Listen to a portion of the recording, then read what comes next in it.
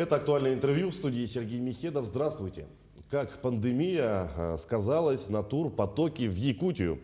До 2019 года наблюдалась тенденция увеличения спроса на туристский продукт республики со стороны российских туристов.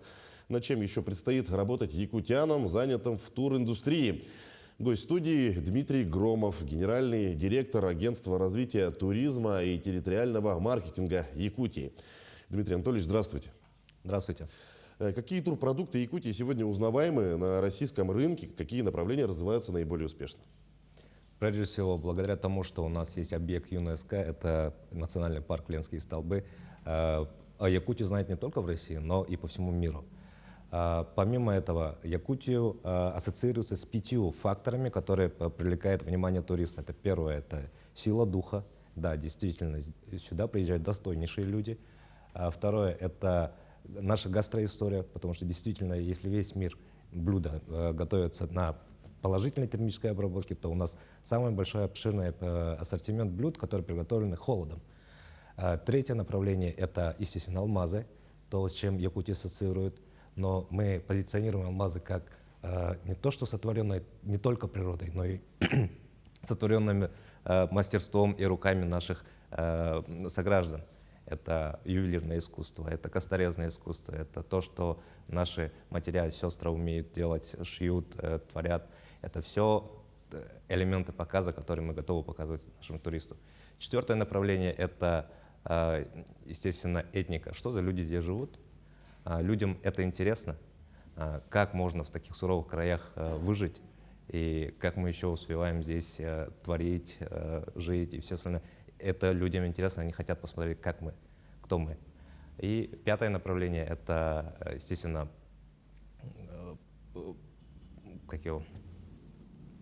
продолжим. Давайте продолжим. Какого рода отдых для россиян оказался самым востребованным? В этом году большой поток на Дальний Восток пошел после пандемии. Действительно, Владимир Владимирович Путин вносит тектонические изменения в сознание наших сограждан. Мы начали интересоваться, кто мы есть на самом деле, насколько Россия велика, насколько она удивительна. Благодаря этому даже после открытия пандемийных заслонов у нас сейчас наблюдается большой рост. Даже мы по статистикам уже наблюдаем то, что мы догоняем те допандемийные показатели. Если у нас пиковое поступление турпотока было зафиксировано в районе 200 тысяч туристов, то в этом году у нас прогнозы идут на 220-230 тысяч. Уже сейчас мы догоняем. То есть увеличение есть? Увеличение уже ощутимо. Увеличилось ли количество отдыхающих из числа жителей региона? Внутри нашего региона, да, действительно, туризм очень сильно начал развиваться благодаря тому, что, особенно во время пандемии, людям надо было из своей зоны комфорта, из своих квартир надо было выезжать на природу, но также изолировано от других, изолировано от общества. Поэтому в этот момент маленькие турбазы начали пользоваться большой популярностью, коих, в принципе, сейчас очень много начали строиться. И на следующий год тоже очень большие интересные объекты начинают появляться. Сыграл ли свою положительную роль в расширении туристских услуг федеральный закон о дальневосточном гектаре? Большинство, да, туристических баз на сегодняшний день на 60%, они, все земли, которые по дальневосточному гектару идут, они как раз-таки имеют зону, точнее разрешение на рекреацию, то есть строительство турбаз гостиничного дела. И действительно, ребята начинают уже хорошо строиться. Появляются уже интересные архитектурные и внутри концептуально интересные объекты. Если в 90-х, 2000-х годах большинство турбаз это у нас ассоциировались и были, в принципе, на групповой отдых, сейчас уже упор идет на индивидуальный и на семейный отдых. Семейный — это уже совсем другое. Это не только одноместная кровать, это уже двухместная кровать, это уже совсем по-другому меняет и архитектуру турбазы, и наличие детей уже также внутри наполняемость и окружающую наполняемость туристической базы, она тоже меняет. То есть это концептуально разное направление, которое уже перпендикулярно от того, что было, сейчас уже начинает развиваться. Новый вектор. Как пандемия сказалась на въездном турпотоке в Якутию? Сколько туристов посетили наш регион в этом году? Ранее уже сказал, мы догоняем допандемийную статистику, действительно.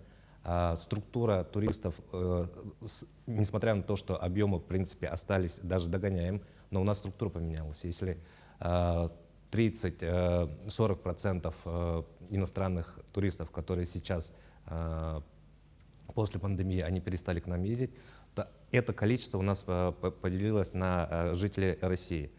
Преимущественно это центральная часть России, но также сибирские и дальневосточные округа, также организованные туристы уже ощутимо и организованно уже начинают приезжать. Как-то сказалась политическая обстановка в мире на увеличение количества иностранных туристов в Якутию? Сейчас мы ощущаем нехватку туристов из азиатско-тихоокеанских стран и германоговорящих стран. Но действительно, как и ранее было сказано, статистика догоняет по объемам, но потому что этих туристов сейчас там как раз-таки замещают наши сограждане, россияне. Как можно удешевить перелеты в регион для туристов из российских регионов, из других регионов? На последнем, на крайнем Восточном экономическом форуме Александр Сергеевич Николаев подписал с главой Ростуризма Зариной Валерьевной Дагузовой как раз-таки соглашение о запуске чартерной программы. Действительно, механизмов было много, но из-за того, что у нас и объемы размещения, то есть койко-мест в гостиницах в регионе, и о том, что поток был маленький, все предыдущие схемы по удешевлению маршрута именно для туриста были неэффективны. Сейчас как раз-таки Александр Сергеевич задал ту планку, которая позволит нам за счет федеральных средств привести туриста условно почти что бесплатно до зоны выдачи багажа нашего аэропорта города Якутска. А дальше уже капитал, впечатление, экспорт услуг будет оставаться уже на ВРП нашего региона. Включены ли предприятия Якутии, оказывающие туристические услуги, в единый реестр туроператоров? Какие преимущества дает это сообщество предпринимателей? Ну, не сказал бы, что это сообщество, потому что это единый реестр федеральных туроператоров. Туда включаются именно те организации, которые соответствуют полностью всем требованиям федерального закона. Прежде всего, это безопасность людей. Так же, как ПДД, каждое слово было записано кровью, то списки требований, которые идут в реестр, в едином реестре, они как раз-таки обусловлены также целями безопасности. На сегодняшний день 29 организаций у нас включены в единый федеральный реестр. С учетом потока и с учетом плотности населения мы в этом показателе лидерах по Дальнему Востоку. Действительно, у нас, если на Камчатке туристический поток на сегодняшний день оценивается в размере 240, даже с учетом запуска чартерной около 240, то у них количество туроператоров примерно 35. То есть мы примерно на таком же уровне по количеству туроператоров. С другой стороны, наши туроператоры имеют более глубокую проработку своих маршрутов, потому что у нас действительно один из самых, не один из самых, а самый крупный регион в России. То есть если ту же Камчатку, тот же Сахалин, если брать, то маршруты они максимум 200 километров, 300 километров, то у наших туроператоров маршруты до самый длительный маршрут у нас это 2500 километров. Насколько остро стоит проблема с наличием экскурсоводов для туристов, приезжающих в Якутию?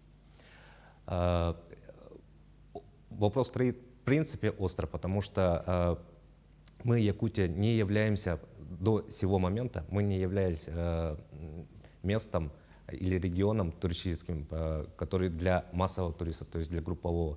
В основном наши туристы это индивидуальные группы, поэтому здесь уже по структуре бизнеса это туринструктора, инструктора-проводники в основном.